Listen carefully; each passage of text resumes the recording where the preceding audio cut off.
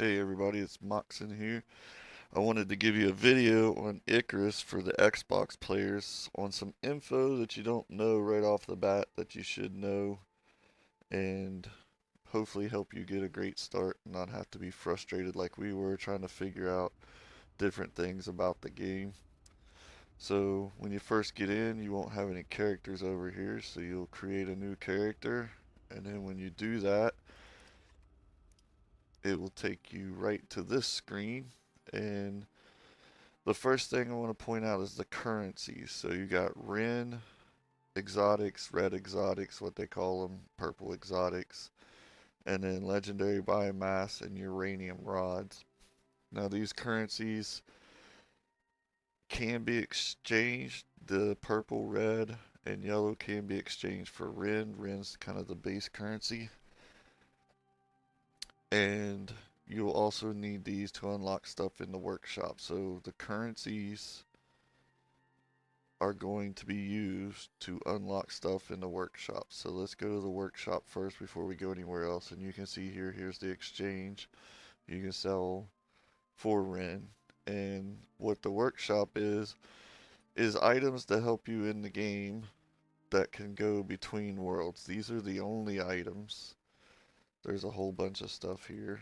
But these are the only items that can go between worlds. So if you create a world, you go down on it and you build a bunch of weapons and armor, you can't take them with you between worlds. They're stuck on that world. Where the workshop items, if you build these armors, such as these right here, you can then take them between worlds, and I'll show you how to do that. And so let's look at this first Enviro suit, for instance. It's going to take 50 to research it, 50 Ren, and then craft it. The research just unlocks the ability to craft it, and then it's going to cost you 25 Ren to craft it. And you see here it says one suit module slot and one oxygen slot is in this suit. And then different suits have different stuff. So here you have physical resistance, an oxygen slot, a food slot, and a water slot. Those are going to allow you to not have to worry about your oxygen, food, or water. That's what they're there for, is you can put a bottle of oxygen in there. The oxygen will replenish. You won't have to manually worry about it until that bottle runs out. And same with the food. Put food in there. It feeds you. Water, it keeps you hydrated until, again, the bottle or canteen or water skin runs out. Then you have to refill it. But it is very, very useful to have these slots, and we went this direction where we had a water, not a food. We just decided that food wasn't a huge deal to eat food.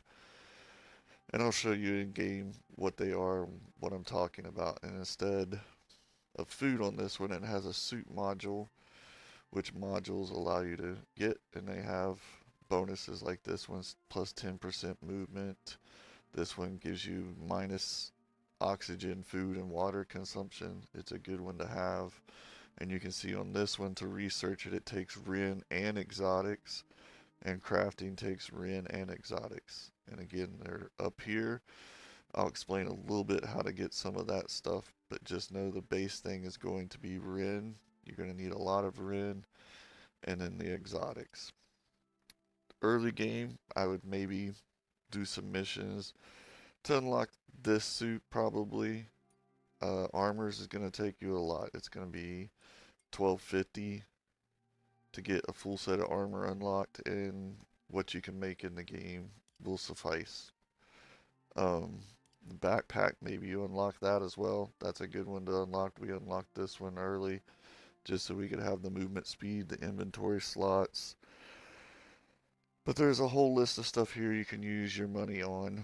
And if you go to loadout, so let's say I bought this, this will allow me, when we get ready to drop, to drag it over and take it on the surface. And this is my other character, what he has on the open world. So open world Olympus, he has this stuff, and then on the open world Elysium map, he has this stuff. So again, if I want to take this stuff back and forth, I can.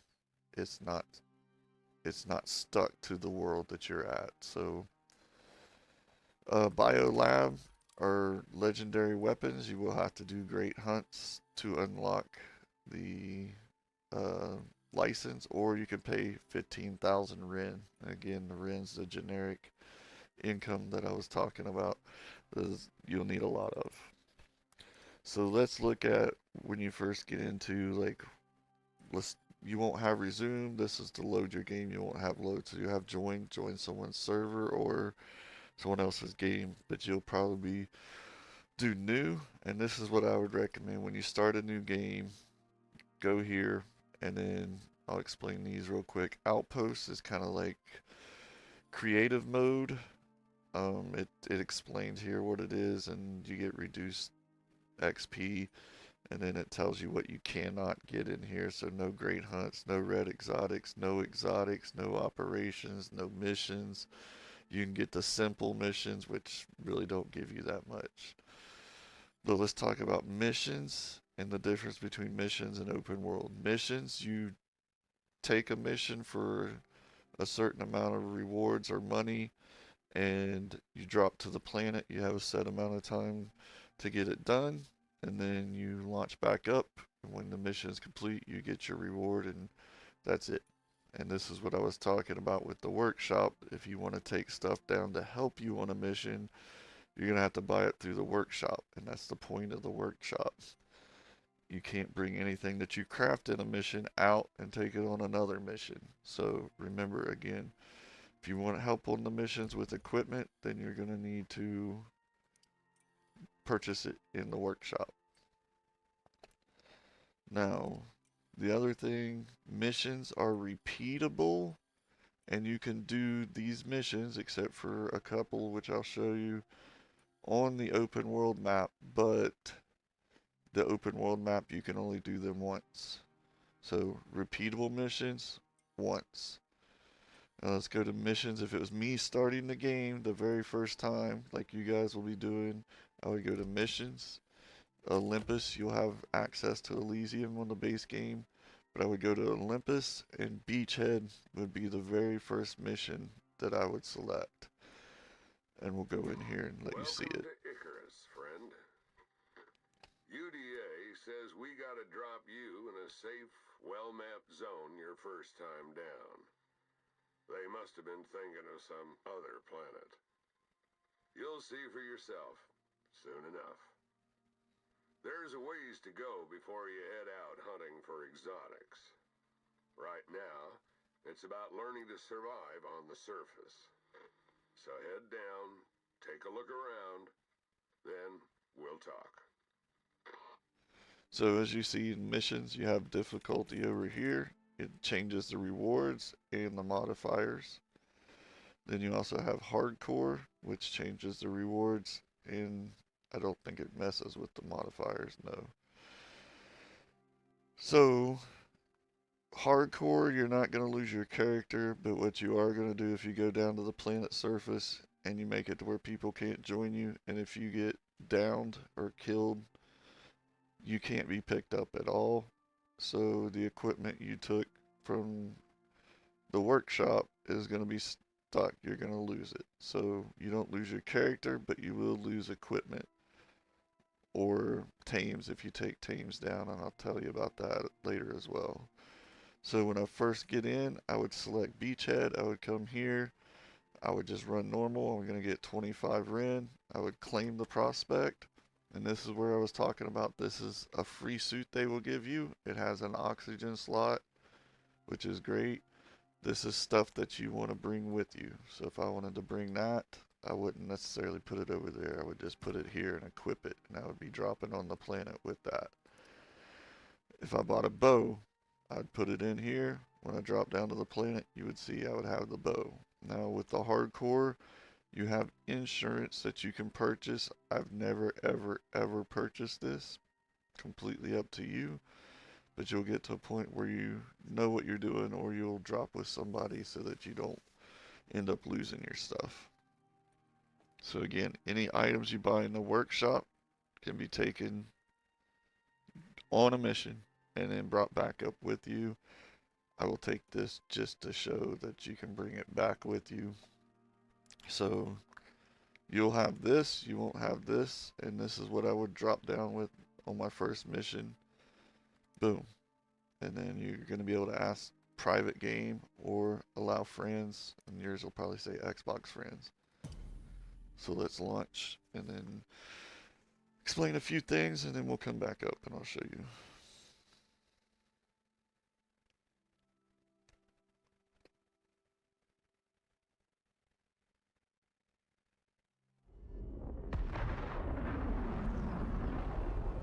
And this point right here, you can't really do anything. You just look around. That's the window there to the outside.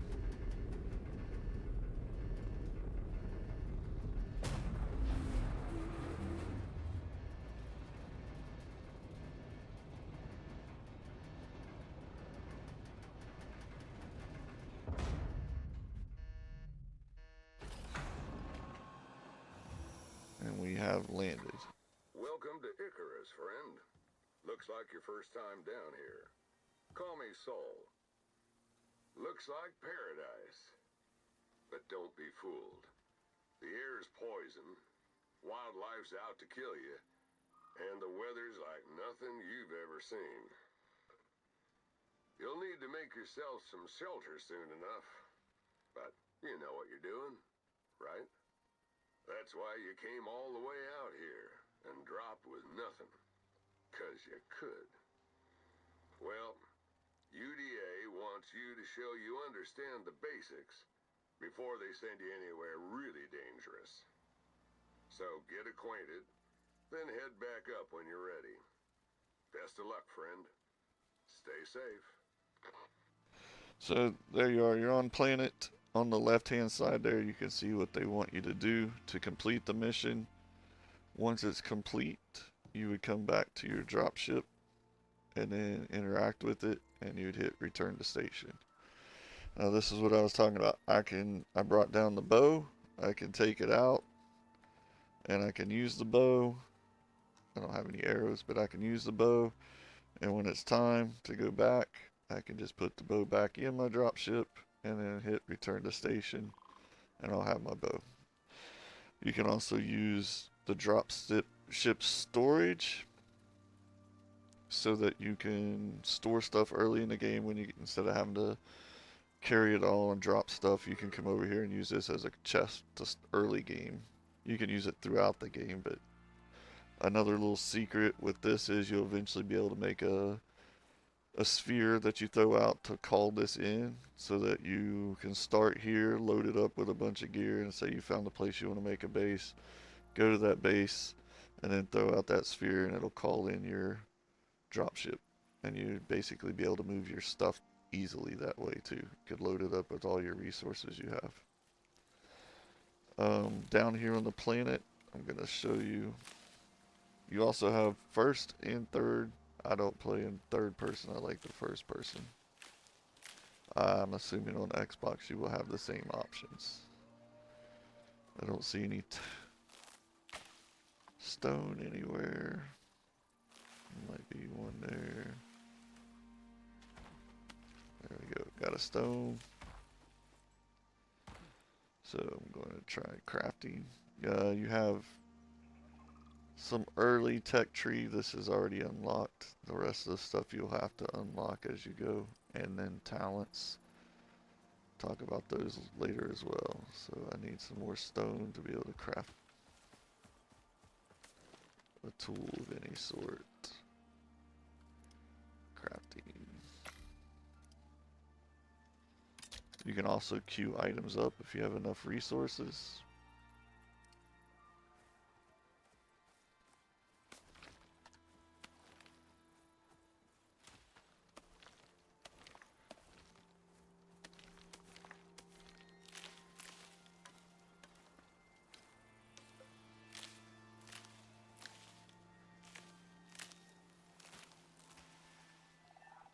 Alright.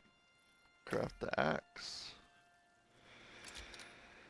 And then what I want to look for is some blue stones. Grab food if you want as you're out and about. Sickle will grab it more. Here's the blue stones I was talking about. This is oxite. There's some on the ground, but there's also like this where there's a big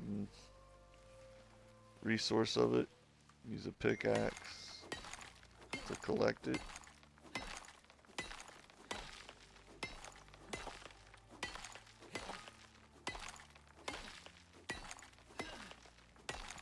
Just finish it off real quick so we got plenty to show you without a stamina.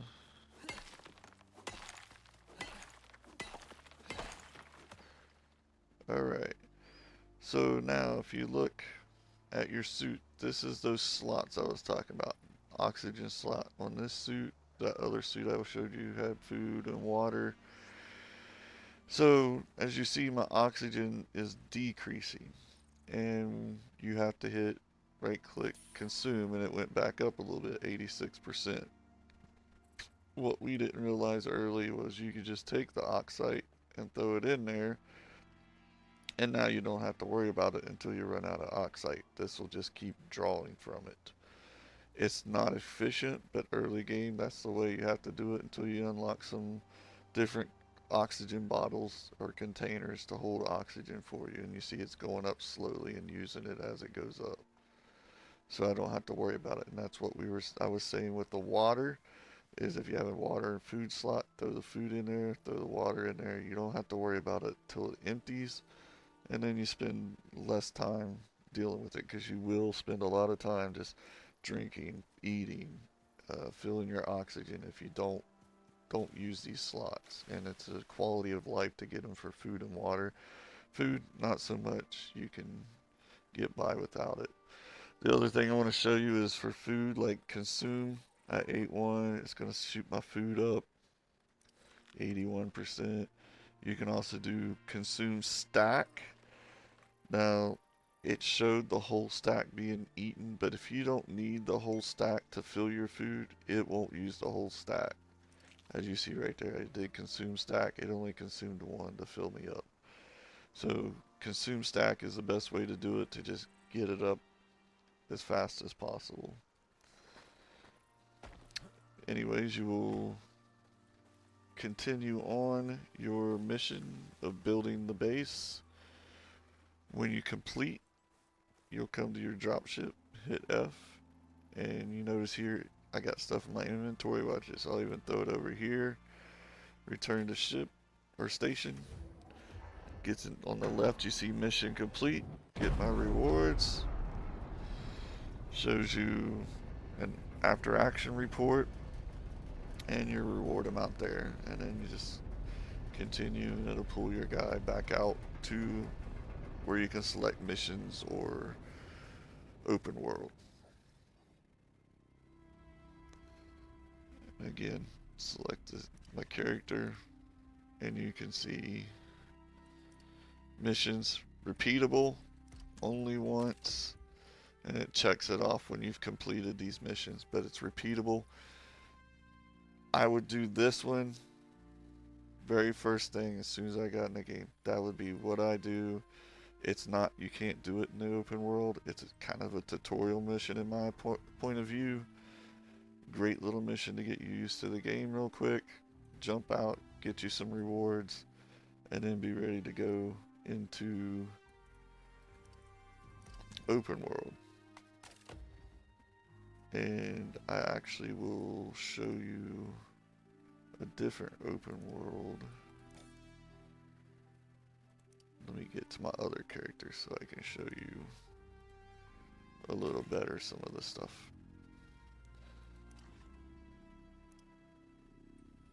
So I'm going to load into my open world.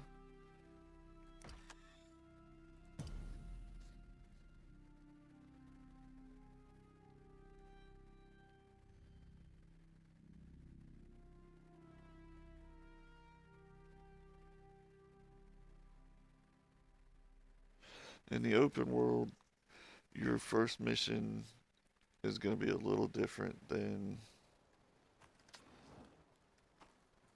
your first mission is going to be to build this contact device. Once you built that, that will give you this screen where you can do simple quests basically for Ren, and then you can do, if you have the DLC, you can do, these are boss fights.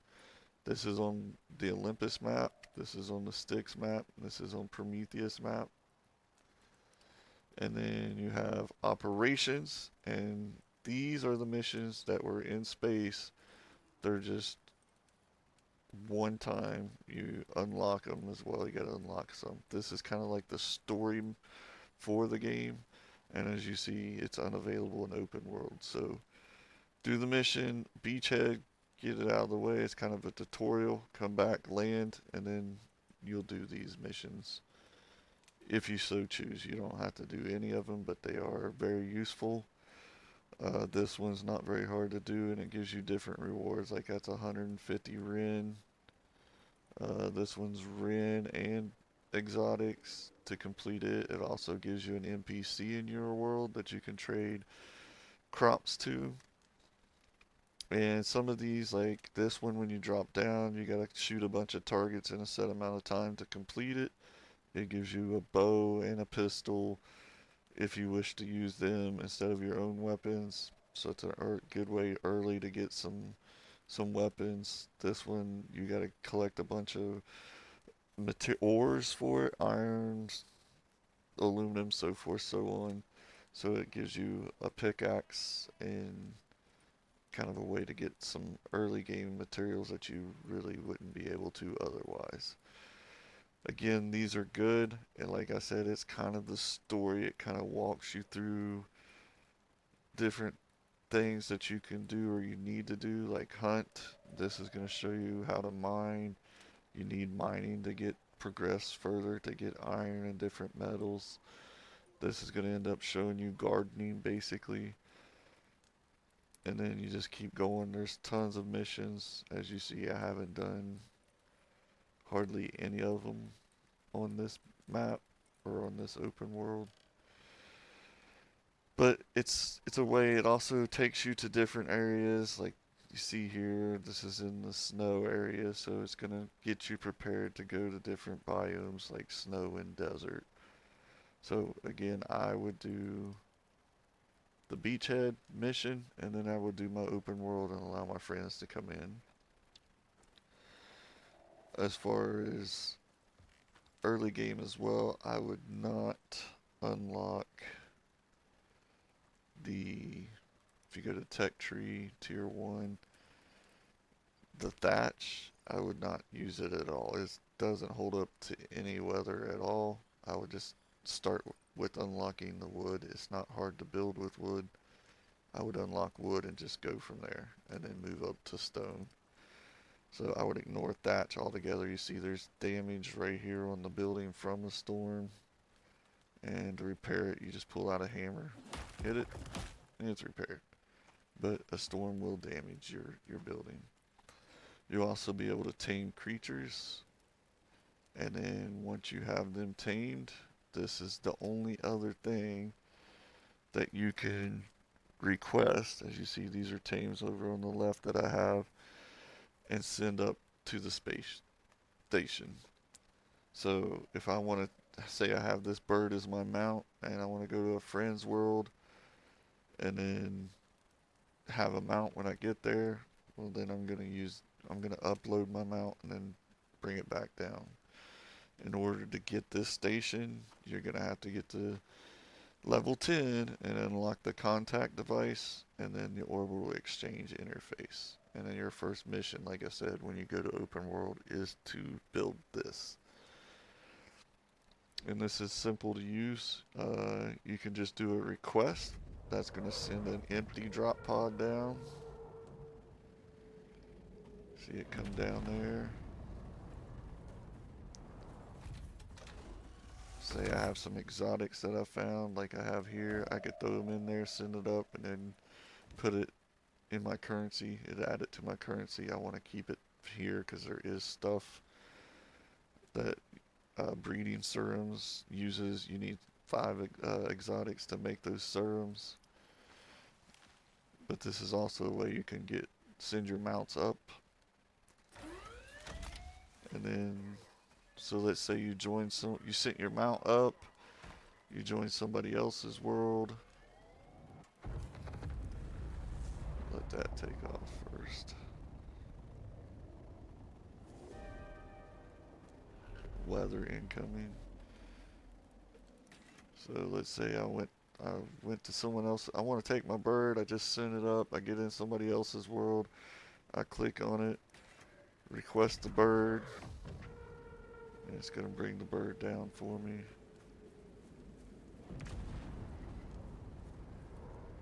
There's a boar. I'm going to kill him. And there's my bird. And like I said, you would have to have a saddle made or buy a saddle, um, because you can't, again, anything you make in this world can't be sent between. So you'd have to buy a saddle or just in your friend's world make a saddle, which ain't very hard to do. And then I get done in my friend's world. I want to go back to my world, select, get him near the drop pod, selecting, boom. You see, he's gone, and he's going up to the space station. And you can see here when I do request equipment, there it is, the bird.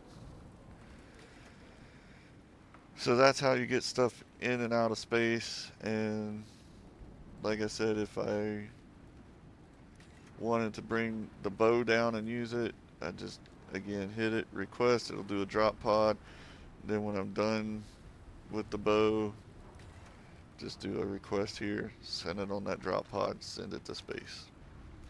Storms, and you hear the building creaking and cracking, you're going to see it take damage. There, my roof is already taking damage. And this is why I said don't build in thatch. You're going to have to spend your whole time sitting here repairing this throughout the storm. And this is, if you look at the top right, the little green circle with the wisp around it, it's a very weak storm. Green means it's weak. And then you see below that the 3-day forecast. Those are increasingly stronger storms. That's they go up to red and orange, and then they look more like a hurricane when they get up that round rate. They will do more damage, and I'm taking pretty good damage right now. And if you look at the under where it says 78 degrees, there's a red section there. The heaviest part of the storm is not even hit yet. So you have to be leery of that as well. Storms, if they're bad enough, will knock down trees. They will hurt you. They will destroy your base. So you got to take into account that. If you build in the forest, you want to maybe clear the trees around it so it doesn't crash on your base. Storm exposure, once that bar fills up, you will start taking damage. It's not filling very fast for me because this is my high level character. If for you, it's going to be a problem right off the bat. So you're going to want to build a base early or find a huge rock like this and then carve it out and get underneath it. And you see it there, the storm exposure is dropping.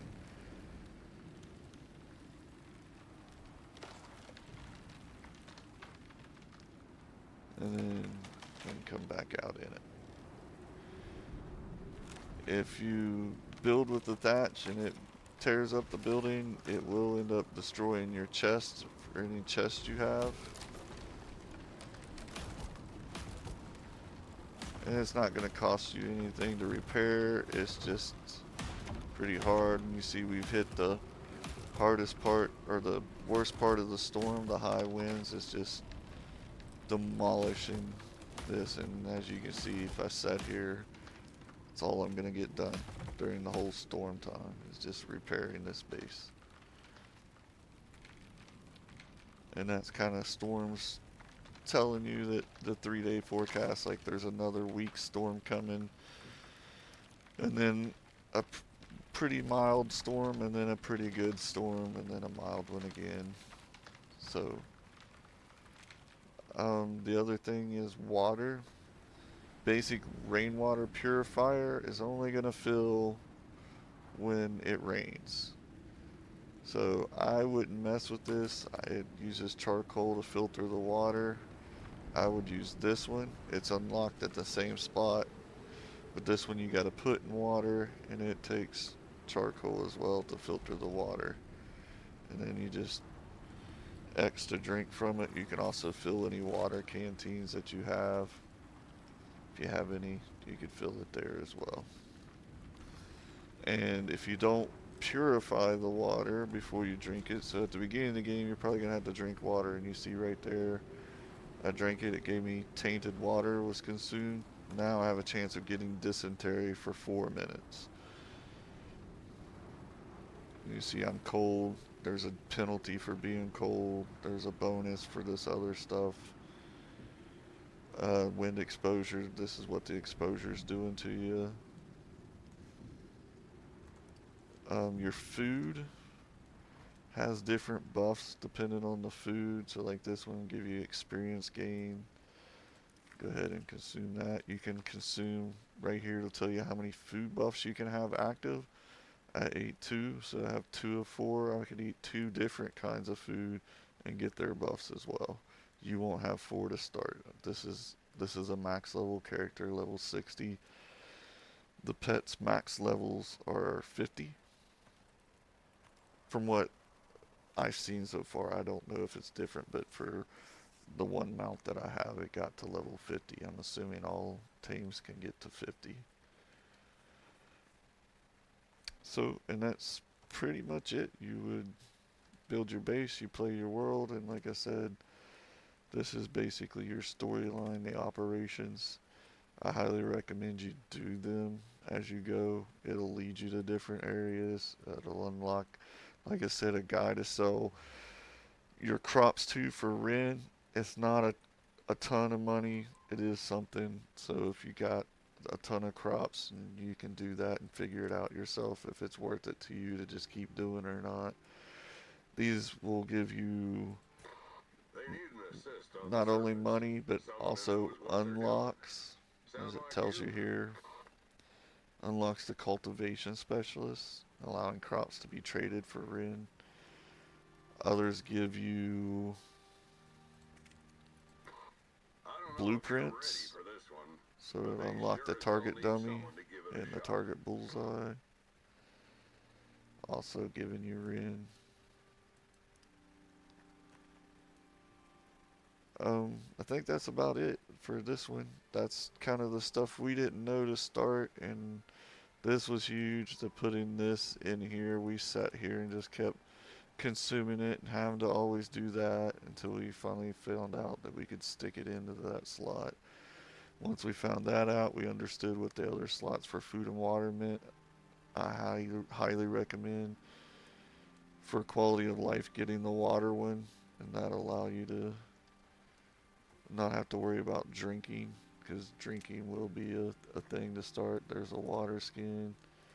Craft it real quick and just show you.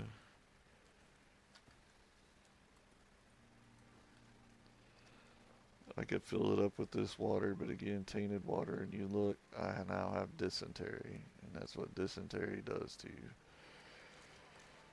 But I can fill this up, and you see it filled up the water skin pretty good. And then if I had a water slot, I could put it in the water slot and not have to worry about drinking it. The same as the oxygen. Right now, without that, every time my water gets low, I'm gonna have to consume it. You can do it that way, or you can hit 7 and then consume it this way. And it tells you on the right there. I do know in the Xbox version where your tools and stuff are, the 1 through 9 is using the right bumper, left and right bumpers to change between them. Swimming, you can swim. Your oxygen, you don't have an oxygen, like you're gonna drown quickly. It's literally gonna be when this runs out. So feel free to get under the water, and you can see why you have on a helmet. You have on a helmet because you can't breathe the air anyway. So feel free to get in the water. Another good thing about the water is like animals are slower. So if a bear chases you, you can sit here and hit the bear while moving away from him, and he's not gonna hit you. I think that's it for this initial video, just to show you guys some stuff. Some little more tidbits. When you do find a cave, is the only cave's the only place you're gonna find like the iron, aluminum, copper, stuff like that is gonna have to be a cave. That stuff does not respawn. So once you mine it all out of there, it's not gonna respawn. The only thing that respawns in caves is exotics, and it's random when they respawn in there. The only way to get it to respawn is to use a thumper. That's way later in the game. That will respawn the cave within a certain area of the thumper. So how are you going to get unlimited resources like iron and copper and not have to go find caves, and eventually all the caves are going to run out? Well, I'll show you real quick. And the yellow bar above these guys you will not see. I have a skill unlocked that allows me to see the health bars of enemies. You won't have that to start the game. So be wary of that. You're just going to have to listen for animals and make sure you look around. And the eye above it means they see something.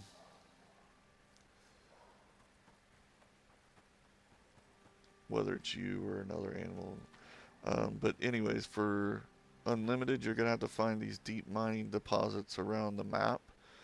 This is a platinum one. You could put a drill in here and it'll never run out. You just have to drill it out and either use electricity or biofuel or regular fuel with oil, but that's not something you're going to get on this map. But again, once you clear out all the mines on your map, or clear out a mine on a map, if you don't have the thumper, which you won't for a long time, it's a high level unlock.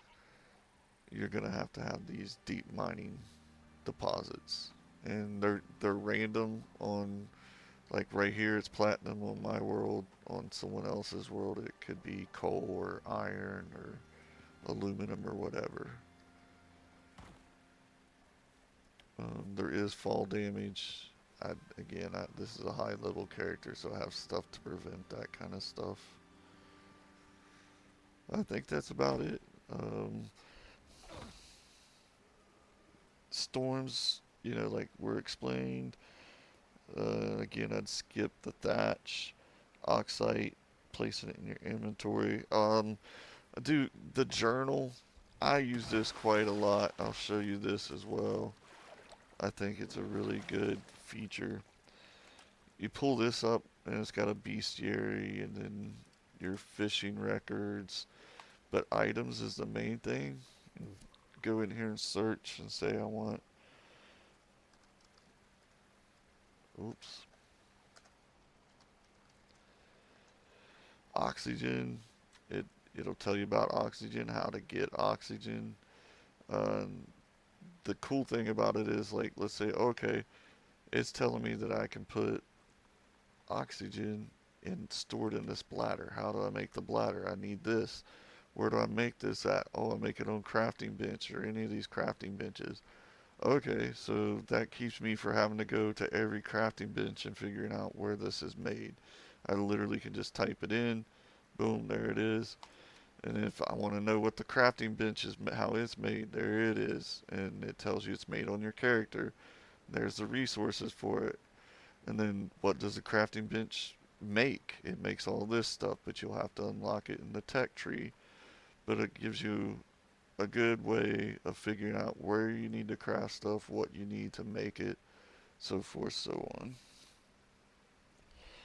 And then one last thing I'll show you is in the campfires and the smelters. The first item in is going to be the first item smelted or cooked. So here, if I had enough copper to make it, it would make the copper. It would make the copper first, and then it would move to the oxide. If I went this way, it would make the oxide first, and then the copper. So on any of the cooking and the crafting things, it's going to be cooking or smelting, I should say. It's going to be where whatever is over in the first slot. That's going to be your. So if I got like a bunch of iron, and then I'm like, man, I really need some copper wire, I can throw the copper up and not have to wait on all the iron or pull all the iron out. So just the first slot's going to be the first to get smelted or the first to get cooked in this situation.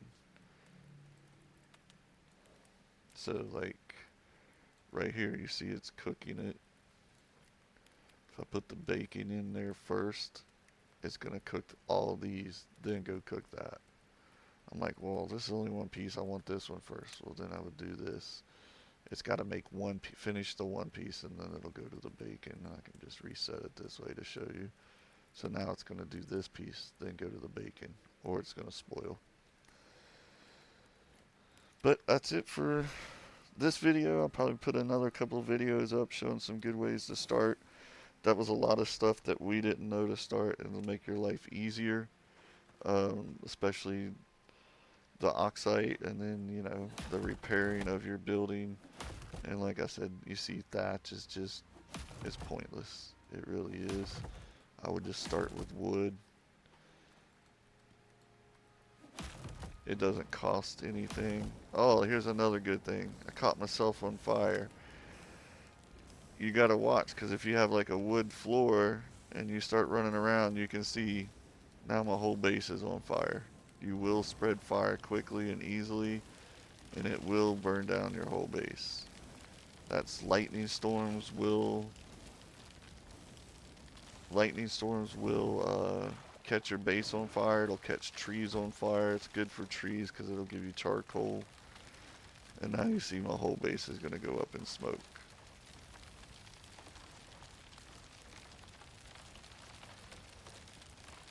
And then to put it out, you need a fire whacker. I don't know if I can craft. Yeah, I can craft one.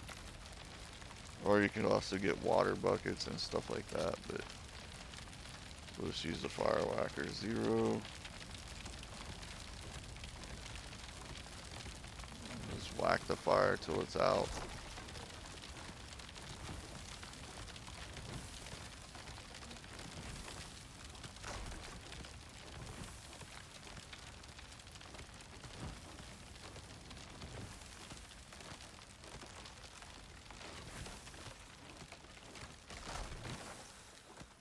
And there you go. But now the damage is done. And now I would have to repair it. So,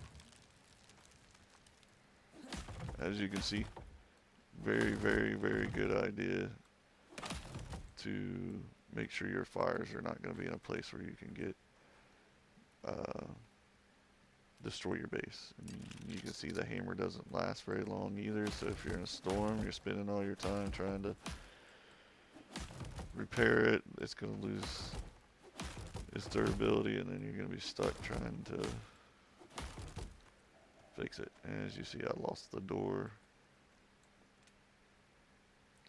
So as you see, thatch is horrible for that, but wood is the same way.